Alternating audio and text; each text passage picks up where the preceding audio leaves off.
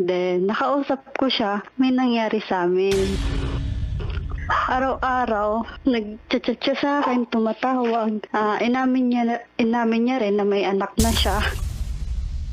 Tsaka niya lang ako tinitigilan kapag sinasabi ko na, sige, isesend ko lahat ng pictures natin and conversation dun sa babae kung hindi mo ko titigilan. Maaga po akong nawala ng parents, maaga po akong namulat sa pagiging ina sa aking kapatid. May ano ka ba, like tipo na gusto mo ba yung parang Boy Pindot o Titan Jello, ganun? Pwede ka pong si Titan Jello na lang.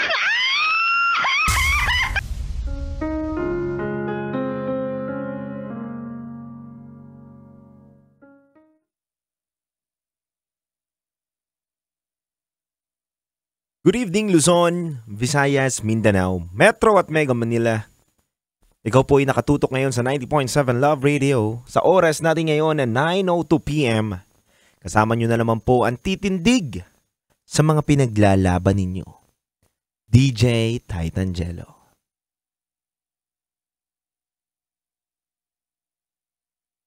Happy Monday mga kabisyo sa lahat ng mga bumabiyahe, sa mga driver, sa mga nasa kanilang tahanan na ngayon na nakatutok sa atin.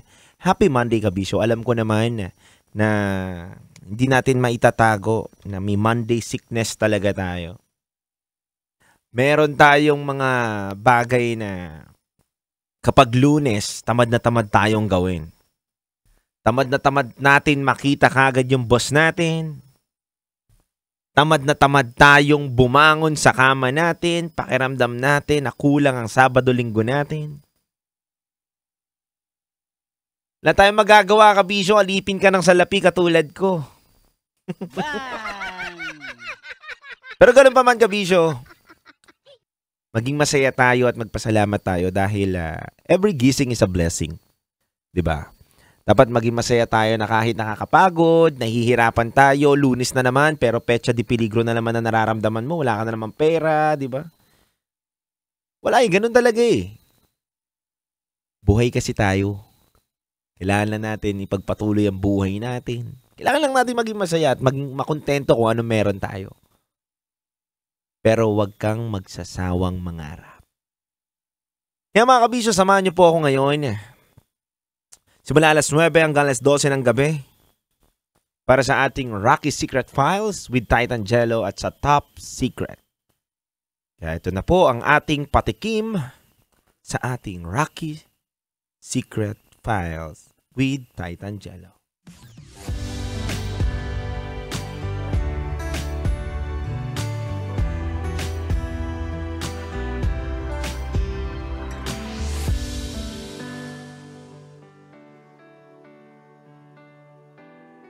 Ayoko sa isang situationship dahil pang long-term relationship ako.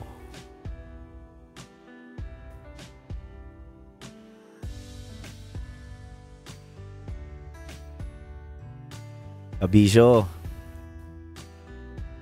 pang long-term ka rin ba? Baka hilig mo yung pang short-term lang. Ang hilig mo sa short term pero ang ikli naman yan. Ano yung mga kabisyo? Sino ba naman ang taong gustong situationship lang sila? 'Di ba? Walang kasiguraduhan, walang assurance, walang hindi mo alam kung hanggang saan lang kayo.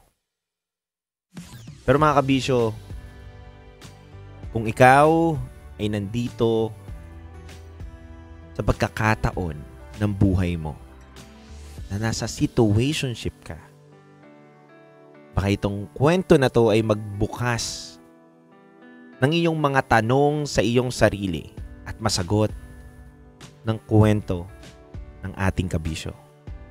Kaya mga kabisyo, ikaw kabisyo, samahan mo ako sa babasahin ni Basa Princess mamaya sa aking pagbabalik. Dito lang yan sa 90.7 Love Radio. Kailangan pa bang i-memorize yan? Basic.